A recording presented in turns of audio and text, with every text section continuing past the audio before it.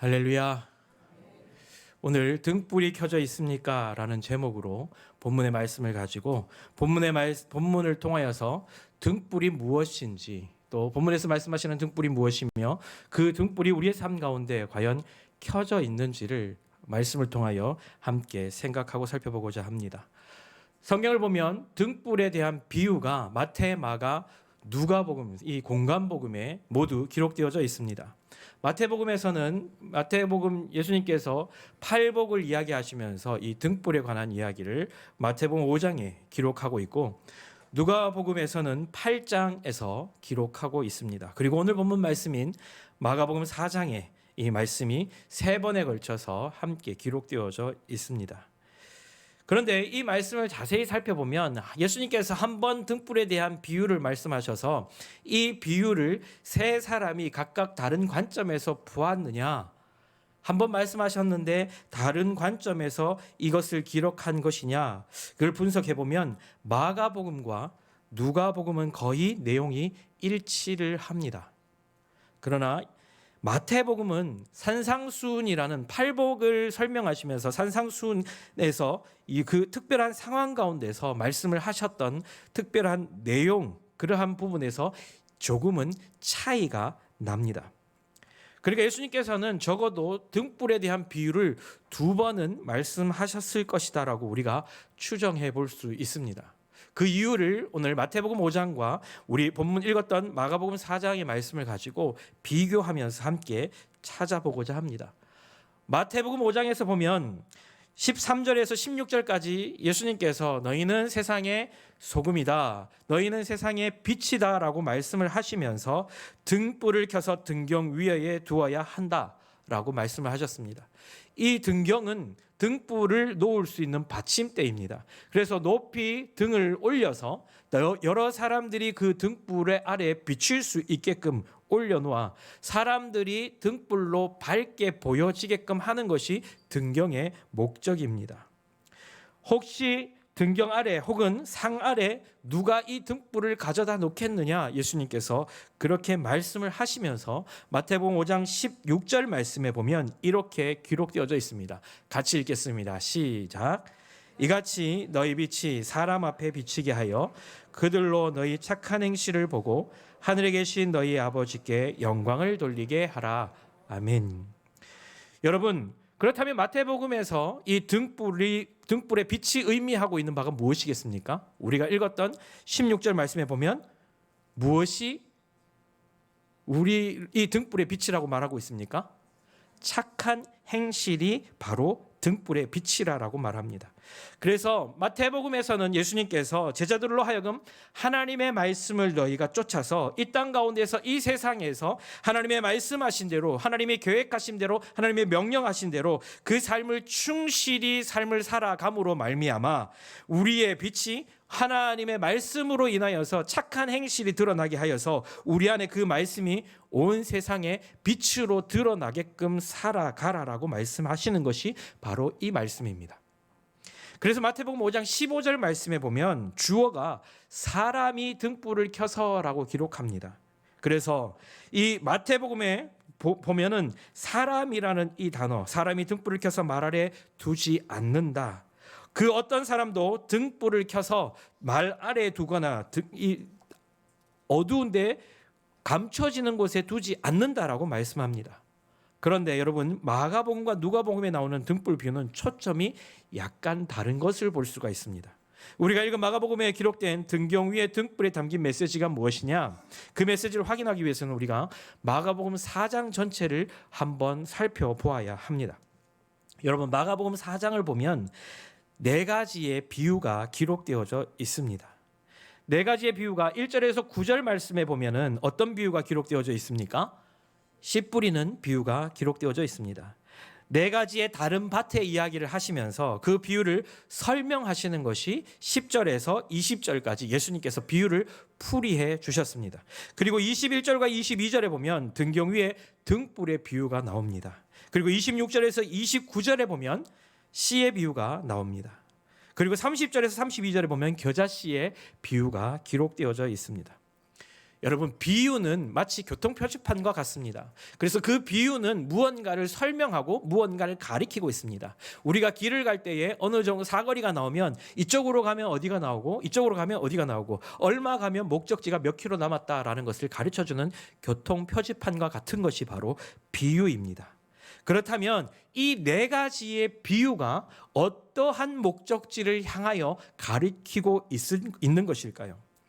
이 목적지를 4장에서는 여러 번 반복적으로 안내해 주고 있습니다. 마치 내비게이션이 일정한 길을 가면 어느 정도의 얼마가 남았다, 어느 쪽으로 가라라고 이야기하듯이 그것을 설명해 주고 있습니다.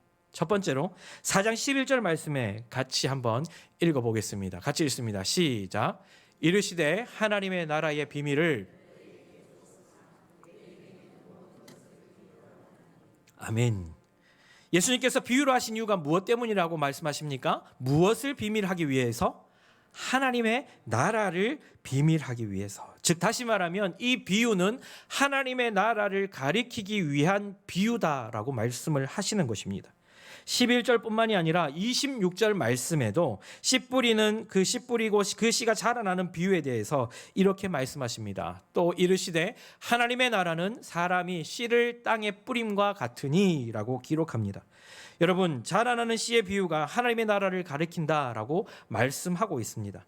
30절 말씀에도 또 기록합니다. 또 이르시되 우리가 하나님의 나라를 어떻게 비교하며 또 무슨 비유로 나타낼까 기록하고 있습니다. 여러분, 겨자씨 하나에 관한 비유를 말씀하시면서 이 비유가 곧 하나님 나라에 관한 비유다라는 사실을 말씀해 주고 계십니다. 이 세 가지 모두 하나님의 나라에 대한 비유, 그 중간에 우리가 읽었던 이 비유가, 등불 비유가 그 안에 들어가져 있는 것입니다. 그렇다면 여러분, 여기서 질문을 하나 드리겠습니다. 이 등불의 비유가 무엇을 우리에게 말씀하시기 위하여서 등불의 비유를 하셨을까요? 무엇을 말씀하시기 위하여서 이 등불의 비유를 말씀하셨을까요? 동일하게 하나님의 나라를 말씀해 주시기 위함입니다. 왜냐하면 예수님께서는 이 네 가지 비유 다 하나님의 나라를 가리키는 비유로 말씀해 주셨는데, 이 등불 비유를 통하여서 무엇이 하나님의 나라인가? 이것을 오늘 제자들에게 말씀하고 계시는 것입니다.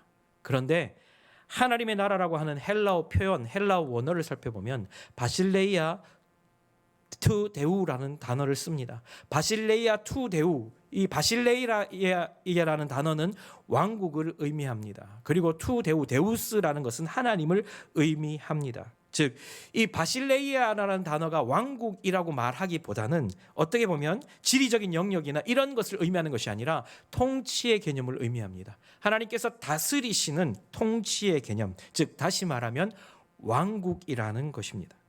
여러분, 하나님의 나라는 등경 위의 등불과도 같다라고 비유로 말씀하십니다.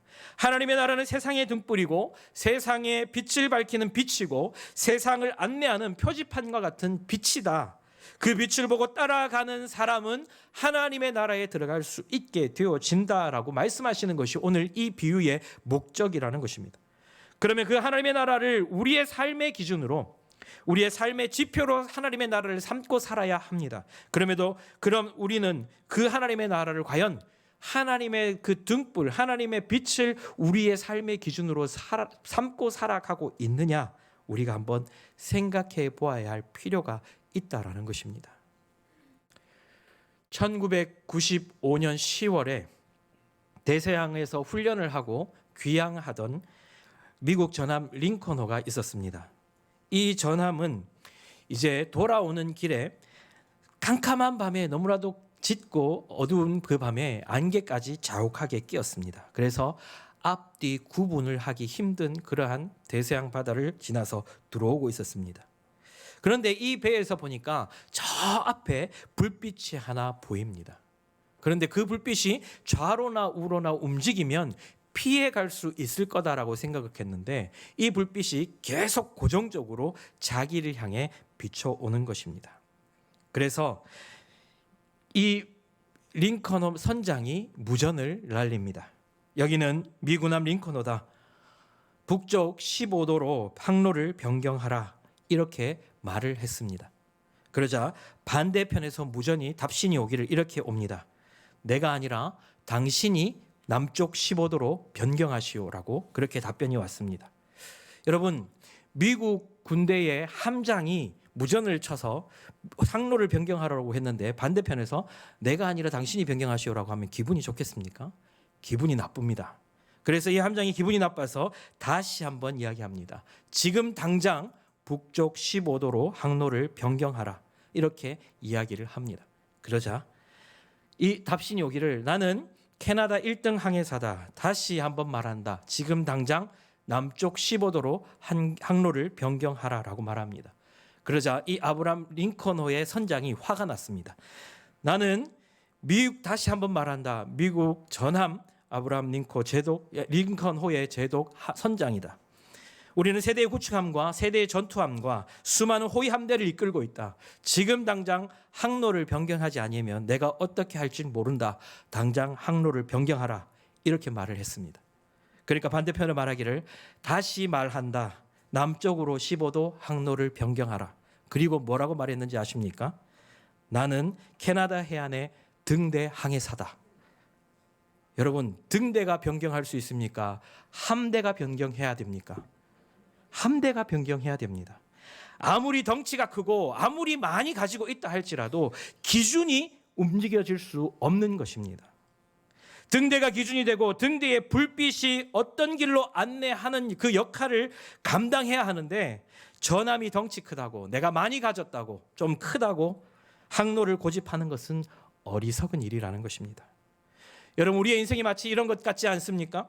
하나님 나라가 우리의 등대가 되시고 하나님의 말씀이 우리의 기준이 되어야 되는데 하나님의 나라의 다스리심이 그리스도의 삶의 기준이 되어야 됨에도 불구하고 내가 좀 살아보니까 내 인생의 경험이 이렇다 보니까 말씀과 타협하고 신앙과 타협하고 마치 우리가 원하는 대로 하나님의 항로를 고집하면서 하나님이 원하시는 방법이 아니라 내가 원하는 방법대로 우리의 항로를 마음대로 바꾸려고 하고 있는 그러한 삶, 우리가 그런 삶을 살아가고 있지는 않느냐 돌아보아야 한다는 것입니다.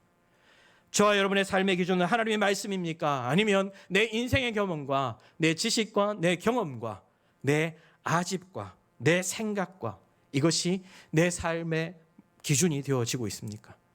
저와 여러분은 하나님의 말씀, 하나님의 나라가 우리의 삶의 기준이 되는 그러한 복을 누리게 되길 예수님의 이름으로 축복합니다. 사무엘하 22장 29절 말씀에 보면 다윗이 블레셋을 무찌르고 이렇게 노래합니다. 같이 읽겠습니다. 시작. 여호와여 주는 나의 등불이시니 여호와께서 나의 어둠을 밝히시리이다. 아멘. 여러분, 다윗이 그가 광야에서 도망가면서 도망자로 살았습니다. 그 인생에 수많은 고난을 당하면서 하나님을 자기 인생의 등불로 삼았다라고 고백합니다. 삶의 소망이 없는 죽음의 위기 가운데에서 그는 스스로 싸움을 싸우려고 하지 않고 하나님만을 의지하며 살았습니다. 내 계획대로, 내 고집대로, 내 생각대로 내 삶을 살아가는 것이 아니라 모든 것을 하나님께 맡겨드리고 하나님께 구하고 하나님께 묻고 하나님의 말씀하시는 대로 그것이 내 생각과 다르다 할지라도 그 말씀에 순종하여서 여호와의 뜻을 순종하며 쫓아간 자가 바로 다윗이라는 것입니다. 여러분, 저와 여러분이 하나님의 뜻, 하나님의 말씀에 순종하여서 다윗과 같이 이 고백을 할 수 있는 저와 여러분 될 수 있기를 축복합니다. 그래야 할 때에 하나님께서 우리를 사망의 음침한 골짜기로 우리를 인도하실지라도 우리가 두려워하지 않고 주님만을 신뢰하며 따라갈 수 있게 되어진다라는 것입니다. 말로만 주님이 나의 등불이요, 주님이 나의 등대요, 주님이 나의 기준이요, 나의 삶의 주인이십니다라고 말하는 것이 아니라 우리의 삶의 지표가 하나님의 말씀이고 하나님의 나라가 되어서 주님만 쫓아가고 주님이 말씀하시면 나아가고 주님이 말씀하셔서 서라 하면 설 수 있는 그러한 저와 여러분 되시기를 축복합니다. 오늘 마가복음 4장 21절 말씀에 보면 마태복음 5장 말씀과 이 등불 비유에서 몇 가지 차이점이 있습니다. 무엇이 다르냐 하면 아까도 말씀을 드렸지만 주어가 다릅니다. 마태복음 5장 15절 말씀에 보면 사람이 등불을 켜서 등경 위에 두나니라고 기록해서 사람이 주어로 등장합니다. 3인칭 복수형으로 사용되어졌습니다. 그러니까 여러 사람들 가운데 어떤 불특정 다수의 사람이 지각 있는 사람이라면 불을 켜가지고 당연히 등불을 등경 위에 둔다라는 것입니다.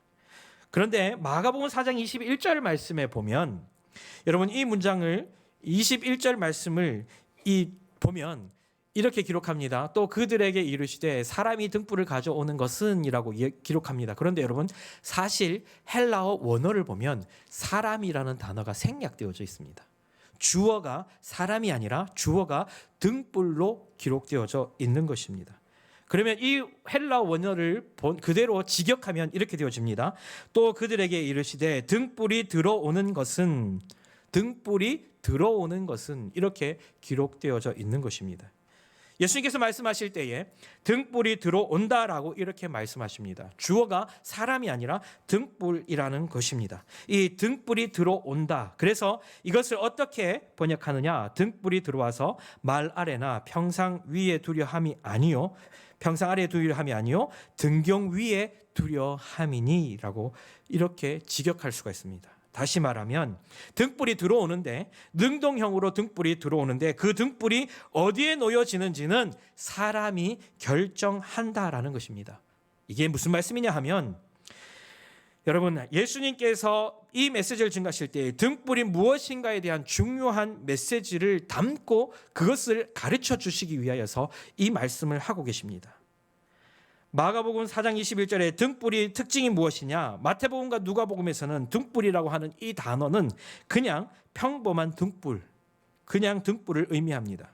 그래서 정관사가 쓰여지지 않습니다. 그런데 오늘 본문의 말씀에 보면 마가복음에서는 그 등불이라는 특별한 그 정관사가 쓰여져 있습니다. 그러니까 어떤 특정한 불, 어떠한 알 수 있는 불, 그러한 것으로 이 앞에 정관사를 붙임으로 인하여서 이 특정한 불이란 특별한 불이라는 의미를 담고 있다라는 것입니다.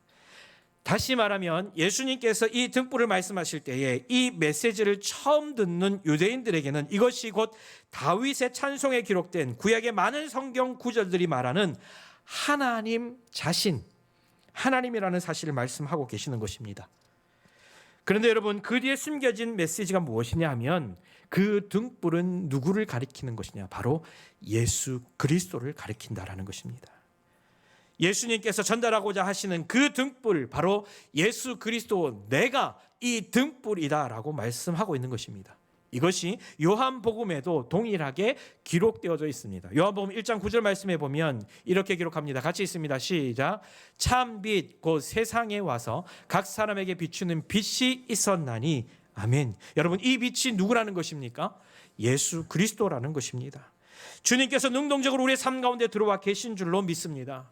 우리에게 생명을 주시는 분으로 빛으로 우리 가운데 거하셔서 그 생명을 쫓아서 우리가 순종하며 살아갈 때에 생명을 얻게 되어지고 빛 가운데 거하게 되어지는 것입니다. 그렇지 못한 삶을 우리가 살아가고 있다면 우리가 다시 한번 우리의 삶을 점검하고 우리가 그 등불을 쫓아가고 있는지, 그 등불을 켜진 등불을 보고 가고 있는지를 다시 한번 돌아보아야 한다라는 것입니다. 요한복음 8장 12절 말씀에 이렇게 기록합니다. 예수께서 또 말씀하여 이르시되 나는 세상의 빛이니 나를 따르는 자는 어둠에 다니지 아니하고 생명의 빛을 얻으리라. 아멘. 그 생명의 빛을 쫓아서 남는 삶, 그것이 저와 여러분의 삶이 되어지기를 예수님의 이름으로 축복합니다. 여러분, 등불은 주님을 의미합니다. 하나님 나라에 있는 예수 그리스도를 의미합니다. 천국, 그 하나님의 나라의 비유를 들면서 이 등불을 설명하고 계시는 예수님. 천국은 우리가 죽어서 들어갈 하나님의 나라, 하나님이 계시는 하나님의 나라, 하나님이 보좌에 앉아 계시는 그 나라이기도 하지만 예수 그리스도께서 이 땅에 오셔서 시작하신 우리 안에 이루신 그 하나님의 나라, 빛으로 우리 가운데 임하셔서 오시는 그 하나님의 나라, 그 하나님의 나라를 우리는 이미 살고 있는 줄로 믿습니다. 여러분, 그 나라를 살아가라라고 주님께서 말씀하고 있는 것입니다. 그 나라의 말씀과 그 나라의 다스림을 받으면서 오늘 살아가라라고 말씀하시면서 오늘 그 비유를 통해 예수님께서 이렇게 말씀하고 있습니다. 그러면 조금 더 깊이 살펴보면 21절 말씀에 이렇게 기록되어져 있습니다. 등불을 등경 위에 두어라고 말합니다. 등불을 등경 위에 두어서. 여러분, 등불을 등경 위에 둔다. 즉 등불이 들어오는 것은 말 아래나 평상 아래에 두어지는 것이 아니라 등경 위에 두려지는 것이다. 예수님께서 이렇게 말씀하신 이유는 등불을 등경 위에 두어라. 등불 대신 예수 그리스도를 우리의 삶에 말 아래나 평상 아래에 숨겨두지 말고 너의 삶 가운데서 등불로 비추는 그 주님을 통하여 우리의 삶을 통하여서 예수 그리스도를 드러나는 삶을 살아라라고 말씀하고 계신다라는 것입니다. 여러분, 어떤 사람은 예수님을 알고 예수님을 믿고 예수님을 따라가면서 예수님 앞에서 삶을 고백하는데 감사의 고백을 하지 않는 삶이 너무나도 많습니다. 은혜의 고백을 한 번도 하지 않는 사람 있습니다. 그 인생에 역사하시고 은혜를 베푸시고 모든 것을 섭리하시고 간섭하시는 하나님의 은혜에 대하여 어떠한 감사도 어떠한 찬송도 하지 않고 있는 사람, 그런 사람은 등불을 등경 위에가 아니라 말 아래나 평상 아래에 두는 것입니다. 하나님을 하나님의 백성으로 내가 하나님의 백성다운 삶으로 살지 못한다고 내가 예수 그리스도를 믿는 것을 부끄러워하고 숨겨두고 사는 삶, 거짓되고 불안해하고 두려워하는 삶, 식사하기 전에 식사 기도하기가 부끄러워서 그렇게 기도하지 않고 숟가락 땅에 떨어뜨려가 죽는 척하면서 기도하는 그러한 삶, 여러분, 이것은 예수 그리스도의 빛을 말 아래나 평상 아래에 두는 것과 동일한 것입니다. 예전에 전에 있던 교회에서 중고등부 아이들이 이제 고3 아이들이 수능을 앞두고 매일 밤마다 모여서 기도하는 기도의 시간을 자기네들이 자발적으로 모여서 기도회 하는 시간을 가졌었습니다. 그때에 이제 제가 말씀을 전하고 기도회를 인도하면서 이런 아이들이 이런 고백을 하는 걸 들었습니다. 어떤 애는요, 어떤 교회를 다니는데 그 교회에 다니는 그 친구는 하나님을 아는, 하나님을 믿는 교회를 다니는 친구 같지 않다라고 이야기를 합니다. 그러면서 이런저런 이야기가 오가면서 그 중에 하나이가 이렇게 말을 하였습니다. 그런데 꼭 우리가 예수 믿는 표를 내야 되는 겁니까? 꼭 우리가 예수 믿는다라는 거, 내가 교회 다닌다라는 것을 드러내야 됩니까? 라고 이렇게 물어온 적이 있습니다. 여러분은 어떻게 생각하십니까? 내가 교회를 다닌다라는 것을 꼭 드러내야 합니까? 내가 교회를 다니고 내가 신앙생활을 하고 내가 예수님을 믿는다라는 것을 꼭 이야기해야 됩니까? 그때 제가 이렇게 말했습니다. 너네가 진짜 예수 그리스도를 믿는다면, 너네가 진짜 하나님의 아들, 딸이라면 너네는 말하지 않아도 그 빛을 감출 수가 없어. 드러내지 않으려고 해도 드러날 수밖에 없는 게 그리스도인의 삶이야. 여러분, 저와 여러분은 어떤 삶을 살고 계십니까? 저와 여러분의 삶에 하나님의 은혜가, 그 사랑이 날마다 고백되어지는 삶, 그 빛이 드러나는 삶, 주님을 나의 주인으로 모시고 내가 주인인 주님을 따라가는 삶을 살아가면서 빛 대신 그리스도를 내 삶 가운데 드러내는 삶, 그리하여서 세상 가운데서 하나님의 나라를 선포하는 삶을 살고 계십니까? 아니면 부끄러워서 그것을 감추어 놓고 살고 계십니까? 마태복음 12장 35절 말씀에 보면 이렇게 말씀하십니다. 선한 사람은 그 쌓은 선에서 선한 것을 내고 악한 사람은 그 쌓은 악에서 악한 것을 내느니라. 그렇습니다. 사랑하는 여러분, 여러분의 마음은 무엇으로 가득 채워져 있습니까? 가득 채워져 있는 것이 드러나게 되어져 있습니다. 우리 속에 예수 그리스도로 꽉 차 있다면 모든 사람들 가운데서 내가 하는 말들이 예수 그리스도를 향한 하나님의 나라에 대한 이야기가 일어날 것입니다. 그런데 우리 속에 다른 것이 가득 차 있고 내가 가득 자리 잡고 있다면 우리는 모이면 내 자랑하기가 바쁩니다. 모이면 내 이야기하기가 바쁩니다. 모이면 남을 비난하고 남을 헛들고 뒤에서 이야기하는 뒷담화하기가 바쁩니다. 이런 사람들 마음에는 예수 그리스도가 아니라 무엇이 자리 잡고 있는 줄 아십니까? 자기의 의가 자리 잡고 있습니다. 여러분, 자기 의는 나만 옳고 다른 사람은 다 잘못됐다라고 생각하는 것입니다. 이것은 또 다른 교만입니다. 누군가의 마음속에 내 마음속에 무엇으로 가득 채워져 있느냐? 자기 의가 가득한 사람은 늘 자신이 생각하는 대로 해야 합니다. 자신이 생각하고 자신이 원하는 대로 무리가 따라줘야 됩니다. 이런 사람들은 기준이 자기 자신입니다. 그래서 늘 가는 곳곳마다 분란과 다툼과 분쟁이 일어납니다. 이런 말 저런 말들이 많아지게 되어집니다. 여러분 여러분은 누구로 여러분의 마음을 가득 채워져 있으십니까? 여러분 누군가를 여러분 마음에 품고 여러분 마음의 사랑으로 그 사람을 채워보신 적이 있으실 것입니다. 누군가를 마음속에 가득 채우고 있을 때에 그 사랑하는 사람, 사랑하고 있는 사람을 만날 때는 보고 있어도 보고 싶고 만나고 있어도 또 만나고 싶고 그 사람 한마디가 다 의미가 있는 말처럼 느껴지고 함께 있고 싶고 또 같이 헤어지고 싶지 않고 이것이 그 마음에 사랑이 담겨져 있는 마음 아닙니까? 주님을 그렇게 사랑하라라는 것입니다.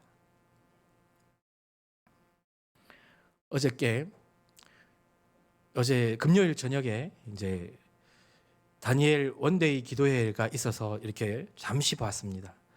송솔라무라는 우리 그 형제가 나와서 간증을 하는데 하나님 나는 어려서 이제 아버님이 부도가 나서 미국에서 외가 이모 집에서 삼촌 집에서 살게 되었는데 21평에 방 2칸에 화장실 1칸 있는 집에서 14명이 살았답니다.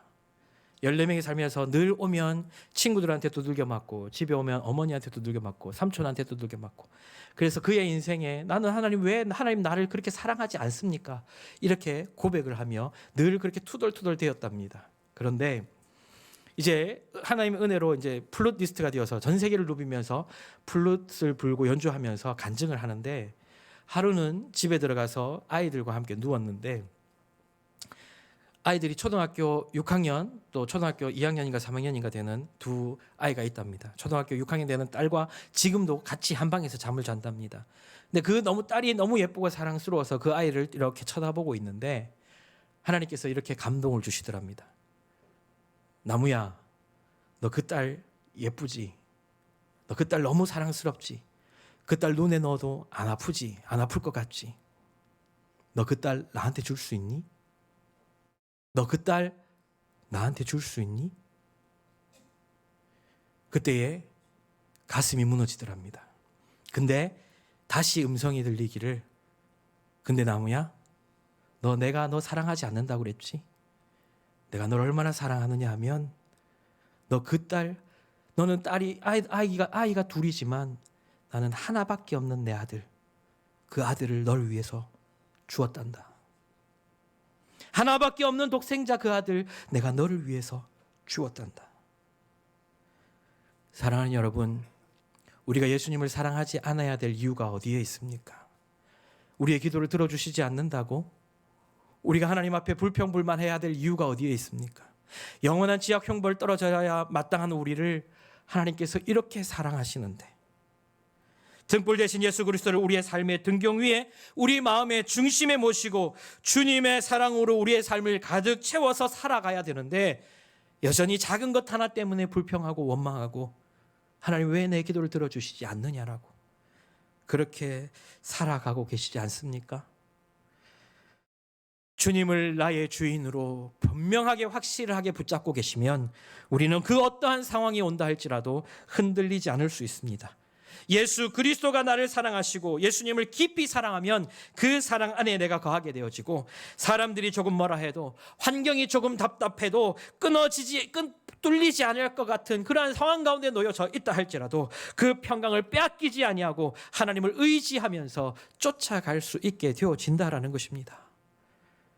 그런데 그 사랑이 우리 마음에 가득 채우지 못하면 불평이 나오게 됩니다. 원망이 나오게 되어집니다. 악한 말과 악한 생각으로 가득 차게 되어지면 우리의 삶의 그러한 영적인 악한 악취들이 우리의 삶 가운데 드러나게 되어진다라는 것입니다. 여러분, 그러면 그런 사람은 누가 봐도 어떤 일을 해도 늘 비판적이고 욕하고 정죄하고 그 입술에 악한 열매를 맺을 수밖에 없다라는 것입니다. 여러분, 누구로 가득 차 계십니까? 무엇으로 여러분의 마음을 가득 담고 계십니까? 믿지 않는 사람이라면 그렇게 욕하고 그렇게 비난해도 어느 정도 이해는 하겠는데 하나님을 믿는다고 하면서 하나님의 백성이라고 하면서 함께 신앙생활하면서 말씀도 듣고 성경 공부도 하고 예수 그리스도를 머리로 알고 시인하기도 하면서 그러한 사람들이 오히려 더 비난하고 욕하고 정죄한다면 등불 대신 예수 그리스도를 저 발 아래 저 등경 저 평상 아래 숨겨두고 묻어두고 있는 것 아니겠습니까? 그런데 여러분, 이거보다 더 충격적인 이야기가 누가복음 8장 16절 말씀에 기록되어져 있습니다. 누가복음 8장 16절 같이 읽겠습니다. 시작. 누구든지 등불을 켜서 그릇을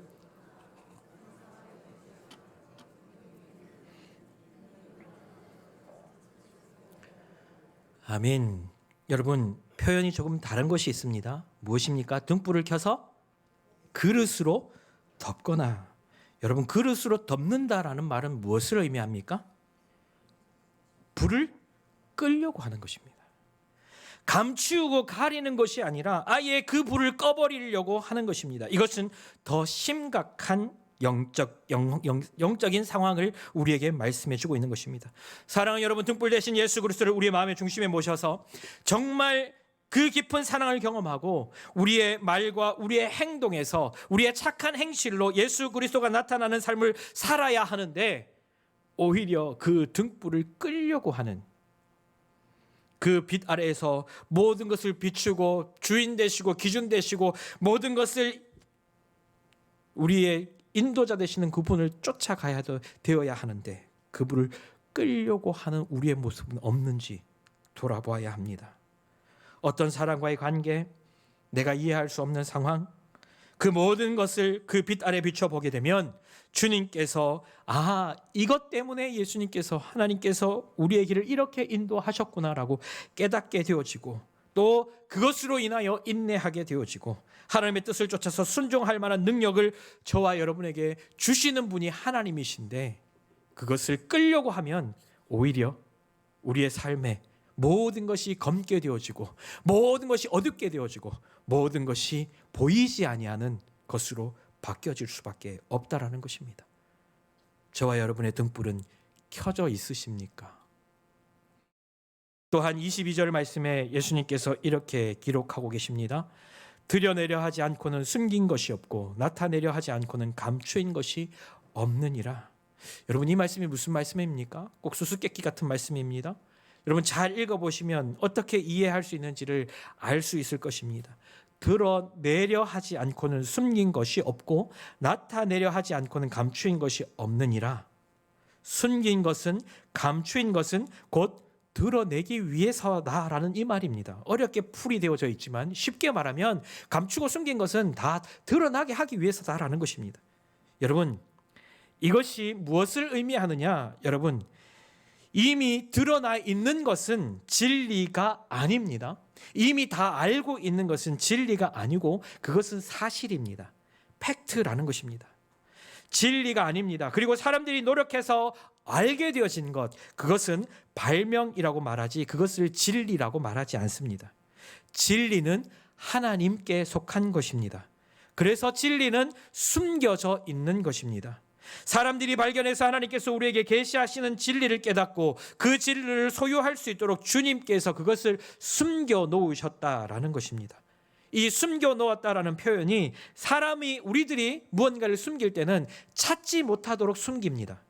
그런데 하나님께서 숨겨 놓으신 것은, 진리를 숨겨 놓았다라는 것은 찾을 수 있게끔 숨겨 놓으셨다라는 것입니다. 왜냐하면 그 가치를 높이고 진리를 발견한 그 기쁨과 그 은혜를 누리도록 하기 위해서 예수님께서 그렇게 숨겨 놓으셨다라는 것입니다.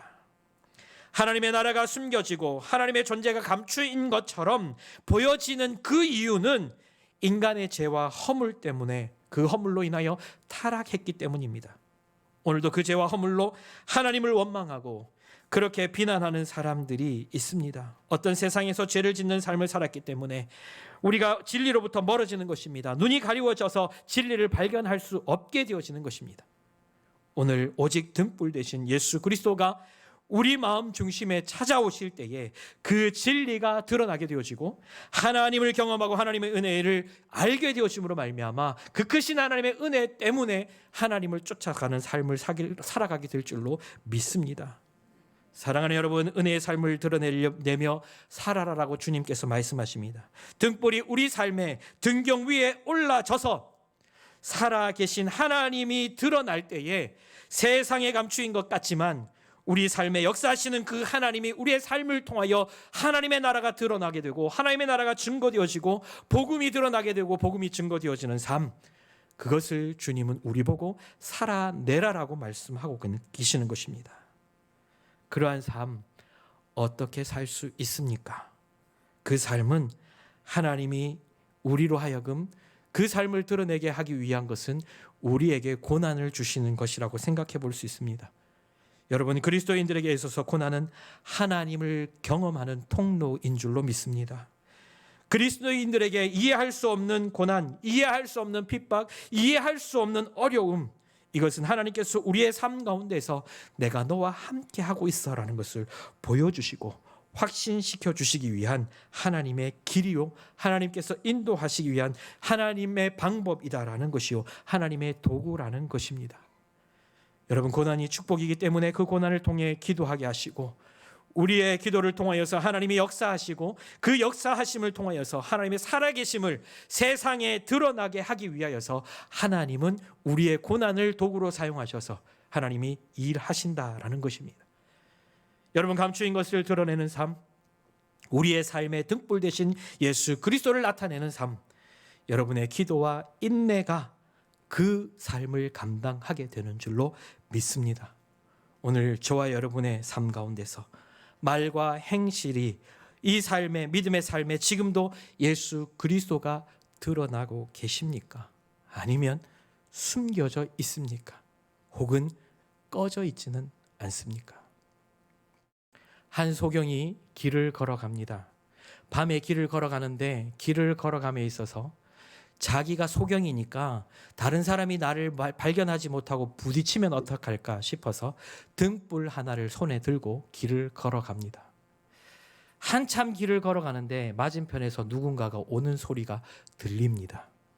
그래서 이 소경은 등불이 있기 때문에 사람들이 나를 피해 갈 것이다 라고 생각하고 계속 길을 걸어갔습니다. 그런데 조금 시간이 지나서 점점 소리가 가까워지더니 아니나 다를까 그만 이 소경과 마주 오던 사람이 쾅 하고 부딪히고 말았습니다. 그러자 소경이 버럭 화를 냈습니다. 아니 여보시오, 내가 지금, 나는 앞을 못 보는 소경인데 내가 지금 등불을 들고 가는데, 나를 피해가라고 등불을 들고 가는데 당신은 이 눈도 없어? 이 등불이 보여지지 않소? 라고 이야기를 했습니다. 그러자 맞은편에 오던 사람이 한참을 더듬거리더니 그 손에 등불이 있는 것을 보고 이렇게 말했습니다. 여보시오, 당신 등불이 꺼졌소. 내 삶이 등불을 들고 걸어가서 비추어지는 것처럼 보여지지만 그 등불이 꺼져 있으면 아무것도 피해갈 수 없게 되어진다라는 것입니다. 사랑하는 여러분, 여러분의 등불은 켜져 있으십니까?